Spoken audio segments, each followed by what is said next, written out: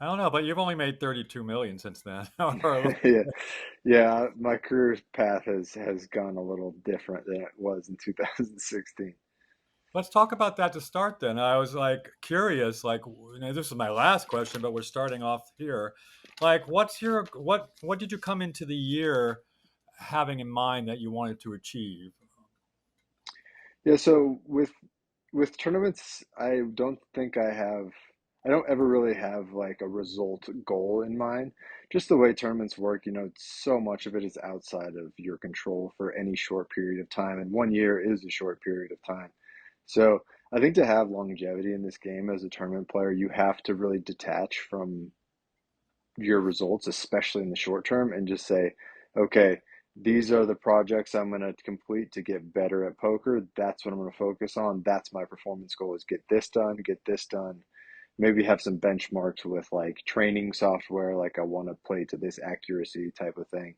But yeah, never come into a year thinking like, okay, I want to cash for $10 million or yeah, I want to make this much money because it's just so far out of your control.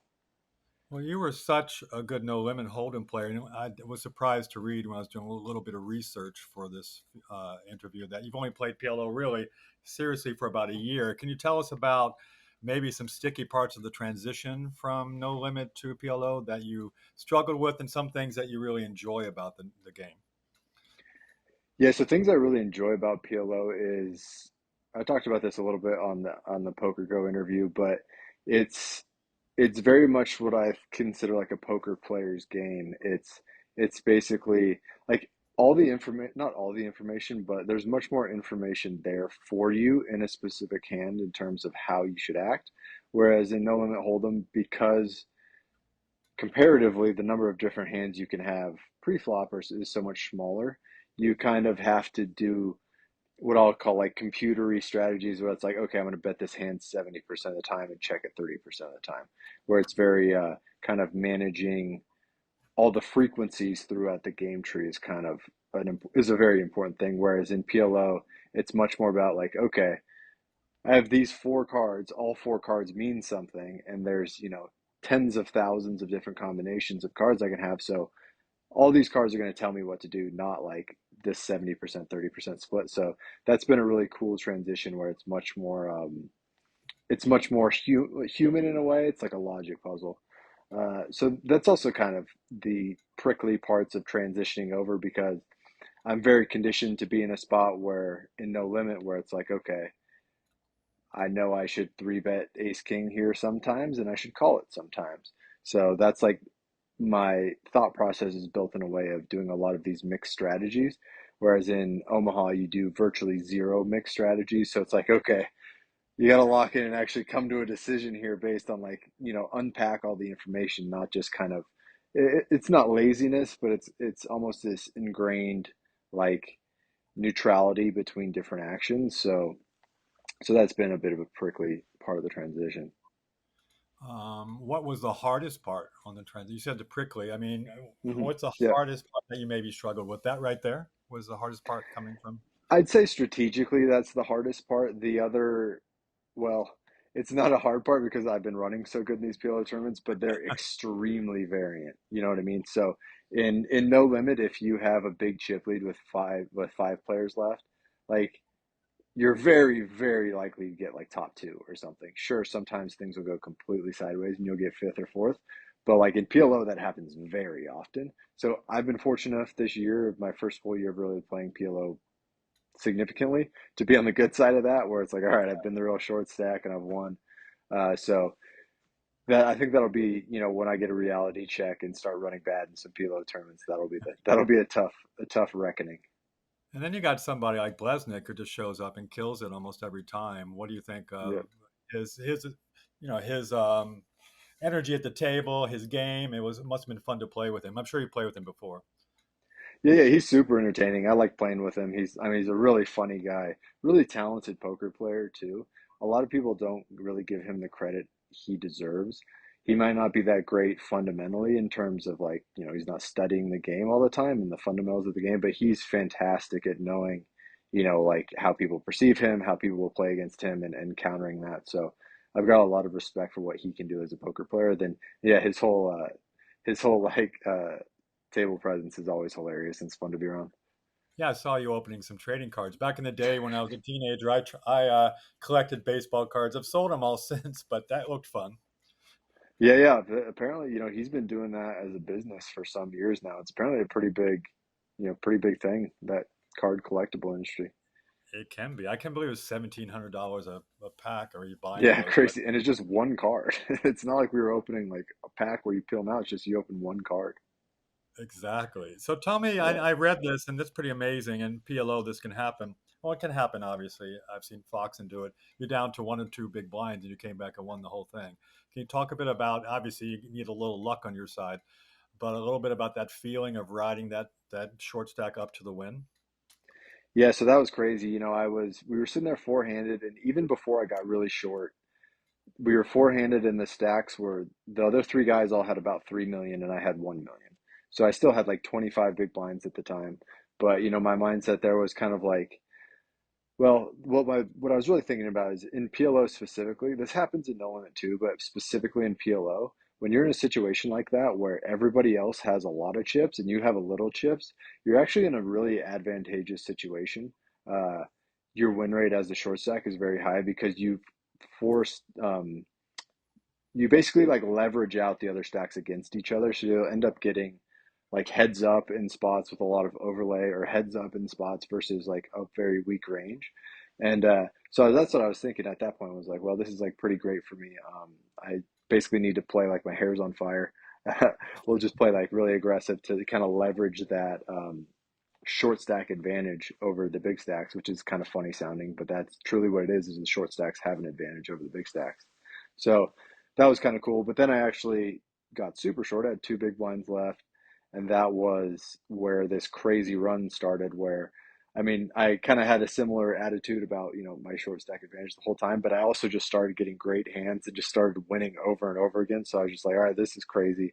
I'm gonna keep, just like pedal to the metal. Obviously, I'm not gonna just like tighten up or anything. Like I was just saying, I got to play loose when I'm the short stack, and then all of a sudden we're three-handed. I have the chip lead, and it's just like, what has happened here? And yeah, the rest is how it went. Well, yeah, I was looking at, I mean, the stacked final table. I mean, with Josh there, I love Ben Tollerine for many years, Savaro, Winter, Blesnik, and is it Maximoff? Maximoff. I mean, Yep. it was a crazy final table. Because you said you've only been seriously playing for a year, did you pick up anything or learn anything from playing with these guys who've been doing it for many, many years? Yeah, absolutely. I learned something every time I play one of these PLO tournaments. I mean, I learned something in no limit tournaments too, but in a tournament of this buy-in, it's you're just going to be playing with, the best players in the world, and there's very few soft spots. So every time you're just watching them play, you just get to take something from it. It was especially cool seeing Ben Tollering there. In my Yeah. opinion, probably it. He's probably the best poker player of all time, in my opinion. And getting to see him operate in his like bread and butter game. I know he's like heads up PLO is kind of his true bread and butter, but it's PLO and getting to watch him operate was very, very cool. I played a lot with him this week in all the PLOs, so that was a real treat. What does he do? I love Ben. Even I've read about him for years and just followed him Hmm. in his game. What does he do differently than you think? What is his keys to some of his success? Yeah, so a guy like him, one his poker talent and acumen just like kind of naturally is truly incredible. Like there are a few guys I would put in this category. Ike Haxton's another one that comes to mind.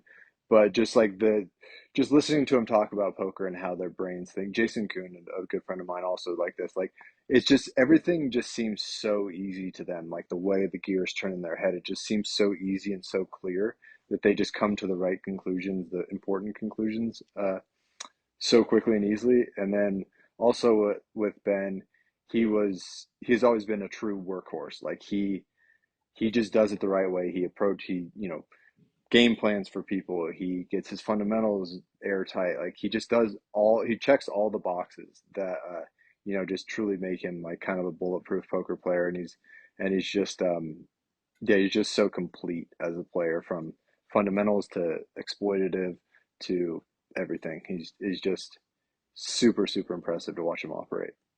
Yeah, that's cool. We Yeah. first thing you said was your yeah.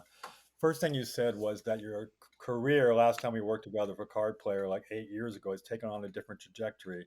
So was it a different decision, or where do you think you were going? Where was your path at that point compared to where you've ended up now? Could you imagine that this is where you're at? What did you mean by that?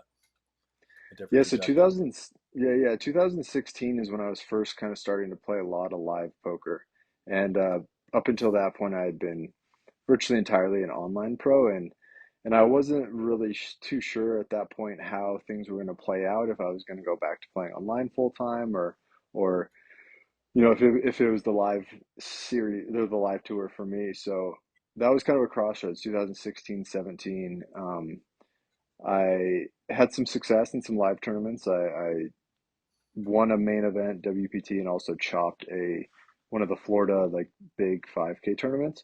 So that really set me on the path of like, okay, now I have the capital and the experience to like try to start moving up the stakes, and I did so for a while, and I also had the network at that point. I had some good friends that Yeah. um, could help me get into tournaments. I obviously wasn't playing 100Ks on my own money at that time, so could help sell action that way and do that. So yeah, and that didn't go great for a number of years. Honestly, I didn't light the world on fire the first handful of years I was playing high stakes, but I kind of kept working and kept on it with like my network, and always, I was always um, grateful to everybody for not only the help getting into tournaments, but the help getting better at poker. And I think people really respected that.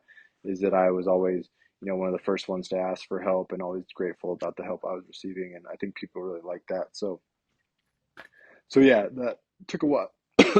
Sorry, but That's okay. yeah, just kind of slowly became more and more of a staple in the high stakes tour. Spent a few years like game selecting and not playing the toughest high rollers until, say, post COVID coming back after lockdown in 2021, 2022. I think I was pretty set in just being a full time high roller reg, and, kind of exploded this last year. Yeah, for sure. Yeah. Can you talk a bit about a lot of the top guys are very physically fit, and it does affect your mindset. Can you talk a bit about your approach to a positive mindset as far as in the game? Something must have also shifted. You obviously always had it. You were a lot of the most successful players I've talked to over the years had great friends like a Ben Tollerino on their side or an Ike Haxton, the way Justin talked to Ike in the early days. Mhm. So, what do you attribute that? Is that something you were raised in your discipline, or did you work on your mindset and things like that? How did you achieve those things? Yeah. So for me, when I was really young, I I had a pretty kind of stout mindset developed. I was really competitive as a swimmer when I was really young. I swam really competitively from about like 6, 7 years old to about 13 years old, and I think like at the peak when I was 12, I was like the 10th fastest in the country at my fastest event, the 50 breast. So we had a very competitive swim club. My family is has a number of very successful swimmers in it too. My cousin swam in the Olympic trials. He was a breaststroker as well. And so, but in that swim club, our coach in that club was very hard. He was very, drove us very hard. So for me to learn what it was like to be driven by a very successful, very hard coach at a young age, from, 7, 8, 9, 10, 11, 12 years old. I think it really built into me a sense of, like things are always going to be fine. You know what I mean? Like you go into these practices, and I had this kind of with my oldest brother too. He was kind of a drill sergeant type of coach to me in sports as well. Was that, you spend all this time in these negative situations in practice where, you're not having a good practice, so your coach is up your ass yelling at you. And it's like a lot of time spent in a pretty negative space, but it's also a very productive space. So as I've grown older and that negativity kind of falls away, but the productivity that it built into me is still there. It's really easy to be positive. Is kind of the gist of it, just based on, how I was built. So it's kind of always been easy that way. And poker's great because you it's really fun to prepare for. Like being a swimmer, all your practices suck. Like it's very hard. It's a very, very hard sport. Your entire practice, like your entire training is basically just conditioning and just like swimming as hard as you can until you puke, basically. So you're doing that day in and day out. So I have like a pedigree of doing that, and then I go into, a career as a professional poker player where every day I'm like learning something that I enjoy learning. It's just never ever feels like work, and it's really easy to be positive about. Yeah, it's a really cool mindset. I have Yeah. one of my teachers, meditation teachers, says, easy teacher, hard life. Hard Yep. teacher, easy life. So I Exactly. always There's like that. I what's the like. What's that? I was just gonna say the saying that always comes to mind is smooth seas never made a skilled sailor. I like that one too. People need hardship if they're gonna be, I agree. you I just grew up. gotta go through you just gotta go through hard shit. Like it's that simple. If you want to be like a stout human being, you just have to go through adversity. There's you can't be coddled. You're never gonna be strong that way. That's true. It's really great. I mean, a couple more Yeah. things. Let's see. Um, so, what's your outside life? What do you do for fun? What do you like to do? It sounds like you have a family there. You mentioned Yep. you got my move. Yeah. So I'm a pretty simple guy, as far as what makes me tick. I do have a family. I have a wife and a son, a young son. He's 3 years old. So they Wow. come first. I always love hanging out with him. It's a really fun age. He's a good time. But other than that, well, I mean, we do a lot of stuff together too. But it's like gym. I'm obsessed with tennis. I started playing tennis last year, and I'm absolutely obsessed with it. So I take tennis pretty seriously. I'm not very good yet. I'm only 2 years in, but like spend a lot of time and effort trying to get better at tennis. So that's those two are my main ones for sure. Also love just like watching football. Kind of, sports fan. I'm a simple guy. I don't need too much. Yeah, one girlfriend of mine, she's obsessed with pickleball. She Mm, was a yeah. very good tennis player, and the transfer was easy. She's obsessed. If she doesn't play, she has withdrawal symptoms. Yeah, So exactly. That's how I feel about tennis. let me see what else I got for you. So, what do you, and we've talked about some of it, maybe putting this question a little bit differently. What do you attribute your longevity in the game to? You've stuck with it. You went through tough times. You struggled when you transferred. You've had variation, like every great player I've talked, whether it be Haxton or Chance Cornice is one of my favorite, Alex Fox, and they've all had their ups and downs, but then they always rise to the occasion and up there at the cream of the crop. So, do you have anything you attribute? You probably said some of it along the way. Your longevity in the game. Yeah, so longevity is I have to just attribute it all to like my friends and network. It's for so many reasons. Like one strategically, just not stagnating as a player. It's so important to just be talking and working with other great players that are playing the same games as you.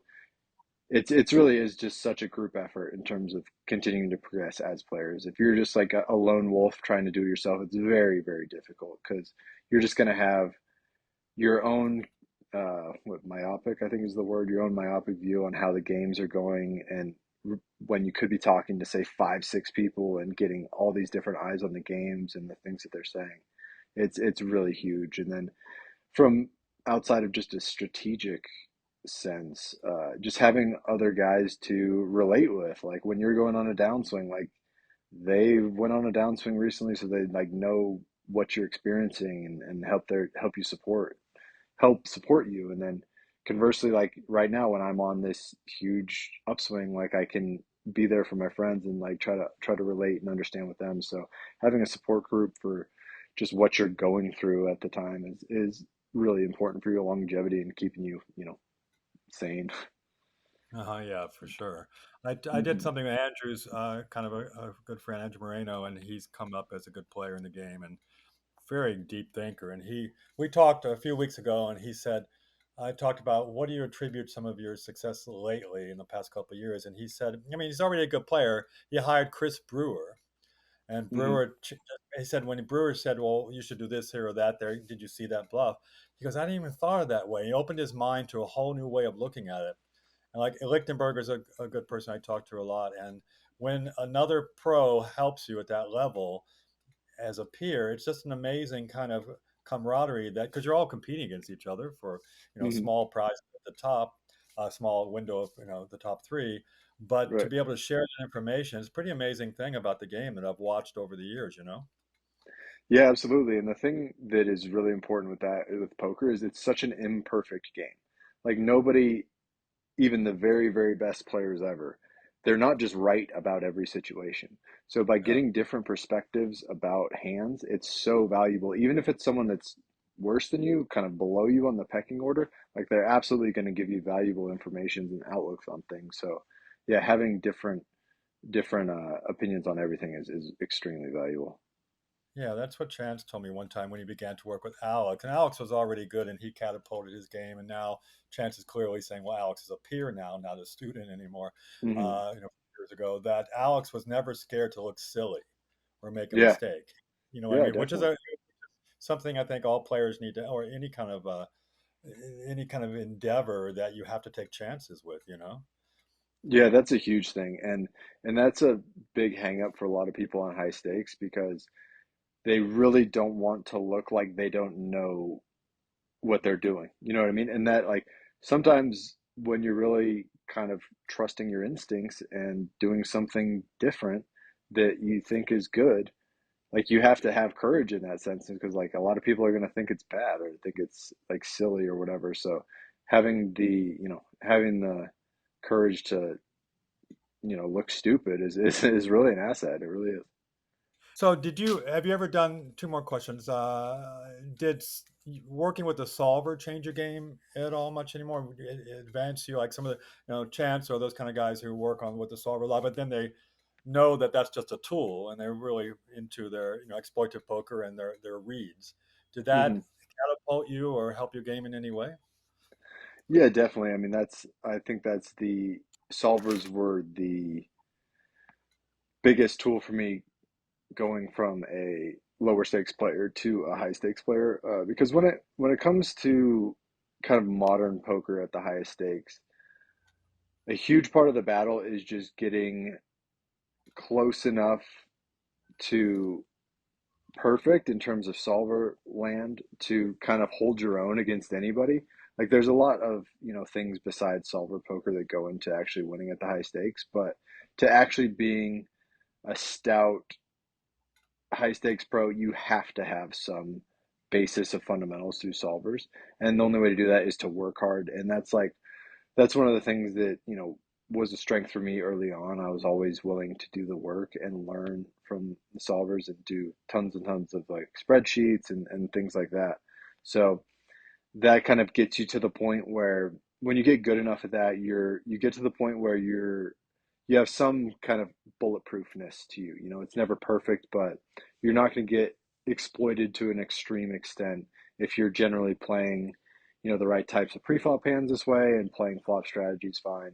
Because the way like solver stuff basically works is the closer you get to the start of the hand, the more perfect you have to be. So it's like you're in the hijack, it folds to you. These are the hands you need to open pre-flop. Like that's something that's very easy to learn and very important to learn because if you're way off on that, you're immediately leaking tons of money to the other players. So, and then you get to the flop, so it's now a little bit more complex, but also still relatively easy to learn. You can be really close to perfect in that sense. So you have to get that stuff down and be somewhat bulletproof. And then once you get to the highest stakes, everyone's good at that. You know, at least everyone who's a good pro. So that's where the uh, kind of extra um, extra fundamental skills come into play. This is exploitive play, live reads, and all that type of stuff. So that's where like the real great players truly shine. But the solver stuff is mandatory to get there. It's a prerequisite. Yeah, I see. Am I wrong or something that Jesse Lonis jumped up real fast? Is not doing a lot of solver work. Is that how he Yeah, I, approaches I think that's a reasonable assessment. Yeah, he's, yeah, he's doing okay. It's interesting his yeah. approach, and He's go ahead. Sorry, you know him better. yeah, no, I was just saying, he's done really well. I think a lot of his success, he has come in like main events, like high big field, lower buy-in stuff. Which he's Yeah, he's had some success at high stakes for sure. Um, but yeah, yeah, he's one of those guys that kind of exploded onto the scene. Like Ben Wang was another guy last year. He kind of did the same thing. I don't think he played as much high stakes, but you know, see a lot of these guys come around. So Yeah, I get it. yeah, What do you, a couple quick, and then I'm serious, I'm done. You gave me some ideas here. Um, what do you love about your career right now? About the game in general. What makes it fun for you every day when you wake up? I think what really makes poker fun for me right now in the last couple years is kind of what we just talked about is the things that really make you the money in the end in high stakes tournaments are things that are not that don't have like right or wrong answers. Like when it comes to solvers, there's basically a right or wrong answer, right? And but we're not solvers. We're not computers. Like solvers are models of a poker game. They aren't the whole poker game. So in the last couple of years, as I've grown as a player, I've really started to get better at the non-solver parts of the game that are really when the rubber meets the road, they're really like what separates the great players from the decent ones. So I find that very stimulating because what that means is every time you sit down, every table you sit down at becomes kind of a new challenge because every table is unique and the extrinsic influences on the game are unique in every single game you're playing. So those are the things you really need to focus on and try to unpack in like the most efficient manner you can. So it's really fun that way.